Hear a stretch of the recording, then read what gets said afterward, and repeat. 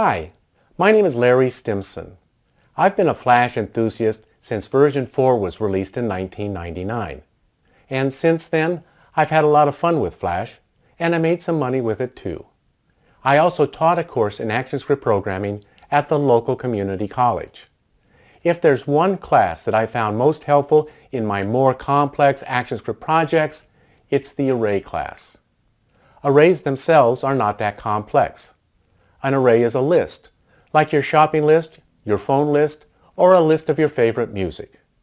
What's so special about this kind of list is that it is indexed, and it is this feature that makes the myriad of array methods possible. In this 16-part video series, we'll take a look at all of these methods and have some fun along the way. We'll use arrays to make a role-playing game. So if you're ready to become an ActionScript wizard, let's get started. In ActionScript, there are three types of arrays: the indexed array, the multidimensional array, and the associative array. In this series of videos, I'll focus on the indexed array. As I mentioned before, arrays are lists, and the items in this list are called elements. Each element contains an index and a value. Index arrays are zero-based, that is, the index for the first item is 0. If I were to create an array whose elements were wizard, knight, and elf, the index value of the wizard would be 0, the knight would be 1, and the elf would be 2.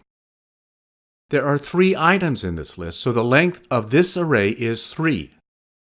It's important not to confuse the index value of the last item, which is 2, with the array length, which is 3.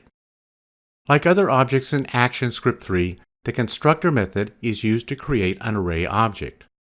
In this example, I'll show you how to use the constructor method to create a new array. The constructor method looks like this. First, I'm going to declare the name of the variable, which is heroes. I'm going to tell ActionScript what type. In this case, I want it to be the array type.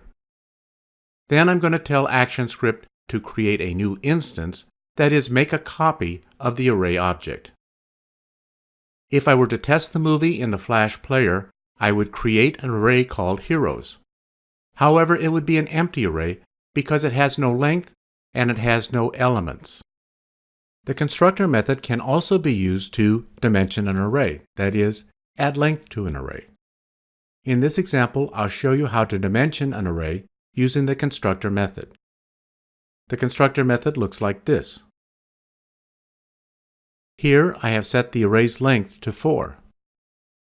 If I were to test the movie, I would create an array that has length but no elements. The constructor method can also be used to initialize an array, that is, include the initial elements when the array is created.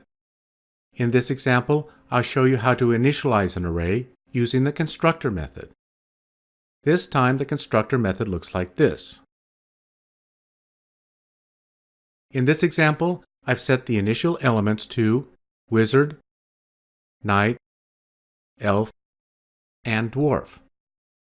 The quotation marks around each element tell ActionScript that these are string elements. Notice that each element is separated by a comma, and there's no comma after the last element. Literal syntax is another method that can be used to include the initial elements when an array is created. In this example, I'll show you how to create an array using the literal syntax method. The literal syntax method looks like this. Notice that I did not use the term equals new array. The square brackets tell ActionScript to create a new object and fill it with these elements. In this case, instancing is implied and does not have to be explicit. I'll add a trace statement and test the movie in the Flash player.